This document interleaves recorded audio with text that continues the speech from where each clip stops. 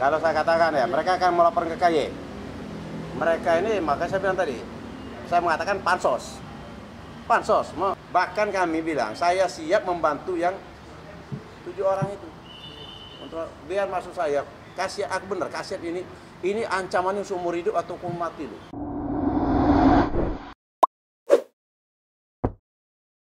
Melaporkan hakim memang ke Komisi Yudisial, tanggapan abang sebagai kuasa hukum Peggy seperti apa mungkin? Saya sebenarnya kan nggak usah ada pro dan kontra lagi kok. Ini udah final kok. Udah final loh. Putusan pengadilan pra peradilan tuh nggak ada upaya hukum apa lagi, udah final. Sebenarnya kalau menurut saya, kalaupun ada segelintir itu ya ada yang mengatakan hanya cari sensasi aja.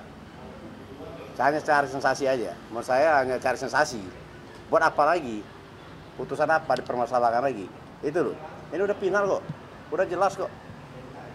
Artinya putusan hakim sudah mengikat. Udah mengikat. Udah pas mengikat. Nggak ada upaya hukum apa. Dan mereka tuh siapa sih itu?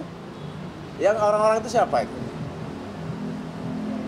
Bagaimana rencana mereka akan melaporkan hakim memang ke Komisi Yudisial? Apakah itu langkah yang tepat atau justru salah langkah? Kalau saya katakan ya, mereka akan melapor ke KY. Mereka ini, makanya saya bilang tadi, saya mengatakan pansos. Pansos, sekarang apa? Apa yang mau dilaporkan? Yang dilaporkan di KY itu apabila ada kesalahan kode etik. Kalau putusan pengadilannya kok, itu haknya daripada ini kok, hakimnya kok. Jelas pertimbangan sudah jelas. Iya, kecuali kalau hakimnya melakukan pelanggaran kode etik, baru di KY atau di Badan Pengawas Mahkamah Agung. Karena itu ngarang-ngarang, nggak tahu ya.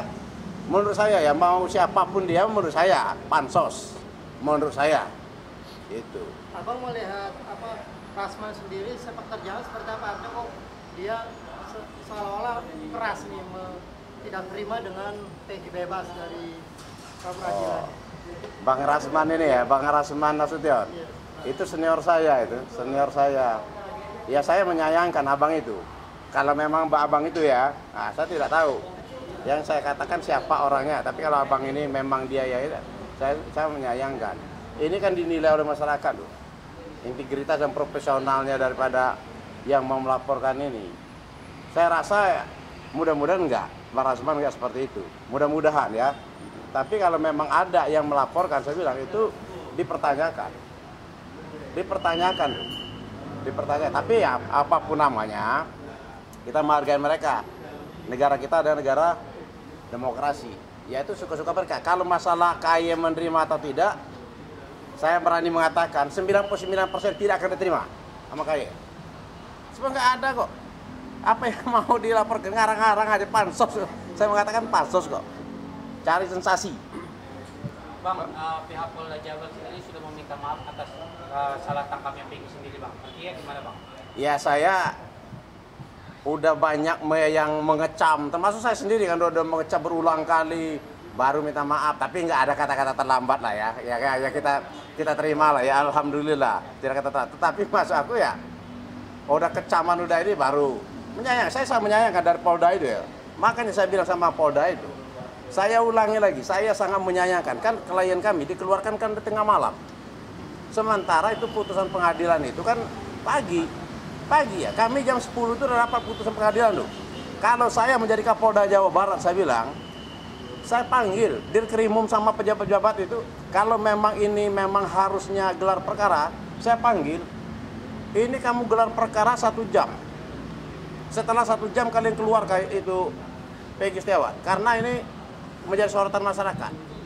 Bukan berlarut-larut sampai tengah malam. Ini loh, Kapolda ini, kenapa saya bilang? Saya juga kecewa juga sama Kapolda. Kapolda itu kami udah berapa kali kami mengajukan penangguhan penahanan. 2 kali. Dan kami tahu kalau ini sangat lemah sekali. Perkaranya sangat lemah sekali. Ya kenapa nggak ditangguh penahanan kok? Kan gitu loh. Itu kalau kamu mau tahu. Dan banyak. Dan ini saya bilang tidak profesional. Tidak profesional. Mereka ini mentersangkakan klien kami tanggal 21 Mei. Baru mereka mencari alat bukti. Kan nggak profesional. Ya jangan pertahankan lah. Bahaya kalau dipertahankan menjadi ini loh, menjadi apa namanya, Ya aku bilang, pernah aku ceritakan. Kapalnya bagus, penumpangnya bagus-bagus. Tapi kalau nakodanya nggak bagus, kan bahaya. Gitu loh. Tapi semuanya itu keputusan daripada Kapolri. Saya hanya menyarankan dan faktanya jelas. Tapi saya ingat kata-kata Kapolri. Siapa yang mengkritik Kapolri secara pedas, maka menjadi sahabat Kapolri. Saya menjadi sahabat Kapolri loh, bukan jadi musuh. Kalau saya institusi Polri, saya bilang bagus. Institusi Polri bagus. Ada peraturannya jelas kok. Ada perkapnya, ada perkabanya, kan jelas. Kabar skrimnya bagus, Pak Wahyu Widada. Adi Makayasa dia. Nggak ada masalah. Bahkan di Polda Jawa Barat itu juga menurut saya masih banyak yang bagus. Tetapi hanya oknum sedikit aja. Oknum-oknum inilah kenapa tidak dibuang. Maksudnya dibuang gitu loh. Demi kebaikan. Tapi semuanya putusan ada di tangan Bapak Kapolri. Nanti saat ini kan banyak juga yang bilang katanya Peggy ini ingin apa dibuka lagi itunya kasusnya lagi atau pengen dikaitkan lagi. Bang, ada juga kemarin statement dari pengacara senior tuh Bang Hotman juga bilang bahwa bisa dijadikan tersangka lagi nih kasus Peggy. Peggy sendiri kemarin kan sudah senang nih Bang, bebas nih, raut bahagia terpancar. Jadi kepikiran lagi nih sih Peggy dengan statement para pakar hukum, praktisi hukum yang menyebut bisa diperiksa lagi. Ya, boleh-boleh itu pendapat mereka kan, itu pendapat mereka bisa untuk lagi. Tapi kita coba aja. Saya bilang dari materinya aja, dari isinya perkara itu, Peggy itu akan bebas kok. Belum itu formal, kita bicarakan karena peradilan formal. Isinya bebas. Saya berani, ini ya keyakinan saya ya. Karena keyakinan saya ngelihat ada fakta yang ada saya baca. Saya mengatakan 100%. Kalau memang fakta seperti itu bebas. Peggy Setiawan. Enggak pakai 99, 100% bebas. Kalau masih tetap dimajukan. Dan ngapain juga maksud saya? Memang dia bukan dia pelakunya kok. Ngapain mau dipaksakan? Kecuali kalau dia memang pelaku. Makanya saya bilang, saya tanggal 22 ini saya datang ke Menko Polhukam. Udah maksudnya bukan baru mau, udah terjadwal tanggal 22. Terkait apa, Bang? 22 Juli saya melaporkan ke Menko Polhukam ini agar menyarankan ke Presiden buat tim pencari fakta untuk mengetahui kasus di Cirebon ini. Kasus di Cirebon ini apa namanya, di balik ada pembunuhan ini ada apa? Apakah ada kasus narkoba? Nah, saya kalau diminta dari tim pencari fakta, bahkan saya dilibatkan di dalam itu ya, senang hati saya. Kebetulan saya terus terang aja, teman-teman saya banyak orang intel, banyak memberikan masukan juga, orang-orang beri masukan. Kita cari apa sih sebenarnya terhadap ini. Sebab waktu kami sidang ada itu, nggak saya ceritakan, ada teman saya ngomong, Bang, abang lihat di KP-KP sana Bang, itu pada sepi. Nah, analisa dia dari ini, tapi nggak secara implisit, itu kan tempat jual beli narkoba. Nah, seperti ini loh, kalau memang benar, dan kita tidak tahu pembunuhannya apa, motifnya apa, ya itu tim pencari fakta. Saya dari kemarin saya minta tim pencari fakta. Apa Bang alasannya Bang? Abang kan sudah artinya udah berhasil membebaskan Peggy dari status tersangka, tapi Abang mau ke Menko Polhukam, ya. Untuk membongkar kasus ini.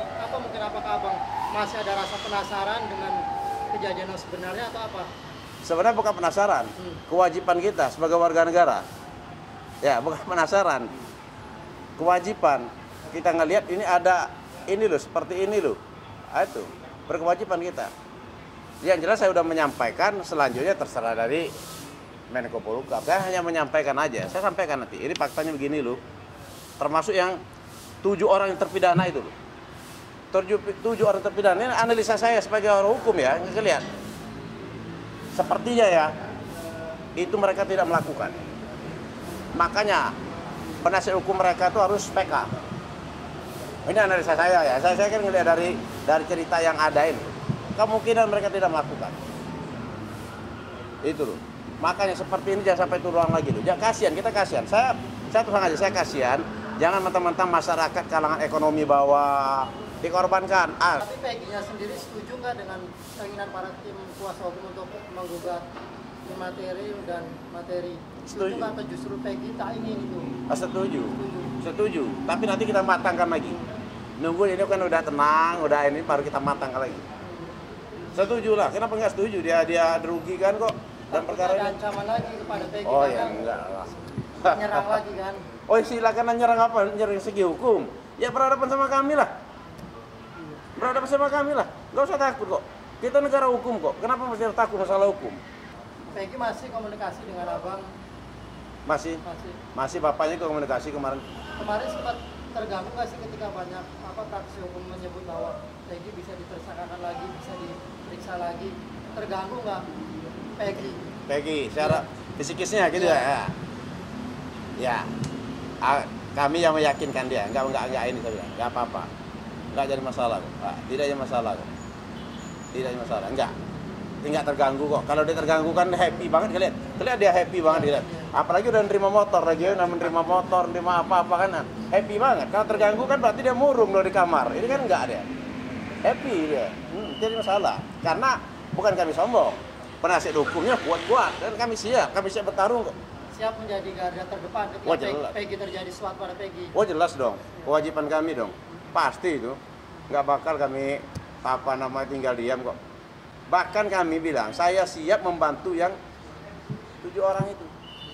Untuk biar masuk saya, kasihan ini ancamannya seumur hidup atau hukuman mati loh, perkara ini. Tapi kayak main-main, ini kayak main-main ini loh, yang bahaya. Gitu.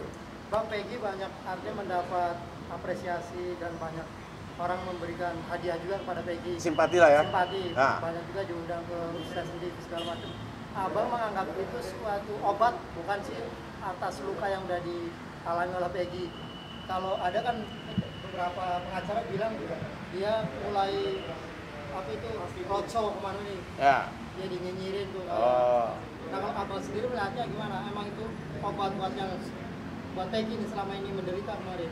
Kalau menurut saya wajar. Dan situ bilang obat tadi obat. Nah, kalau ada yang nyinyir tadi, wajar-wajar aja. Kita di dunia ini saya bilang, di dunia ini kan orang satu ayah satu ibu itu pasti ada berbeda pandangan. Kalau dia nyinyir itu ya berbeda. Tapi masyarakat yang menilai. Apalagi pengacara tadi ya. Pengacara senior lagi. Nyinyir kayak gitu. Ya masyarakat menilai. Masyarakat menilai. Ngapain kita pusing? Masyarakat menilai. Itu aja. Tapi kalau kami mengatakan tidak ada masalah kok. Apa yang menjadi masalah? Tapi kalau ada advokat senior dia begitu ya, dia juga. Kita hargai, tapi masyarakat yang menilai. Bang, sebagai kuasa hukumnya Peggy, abang ingin menyampaikan pesan nggak bang ke Peggy setelah bebasnya Peggy ini? Harus seperti apa gitu? Oh, pesan ke Peggy ya? Ya. Pesan saya ke Peggy, untuk Peggy dan keluarganya nggak usah takut. Apapun nggak usah takut. Negara kita negara hukum kok. Dan kami siap membantu Peggy. Kami siap membantu Peggy. Tidak akan lepas kok. Tidak akan lepas tanggung jawab. Itu aja. Bos, Udah.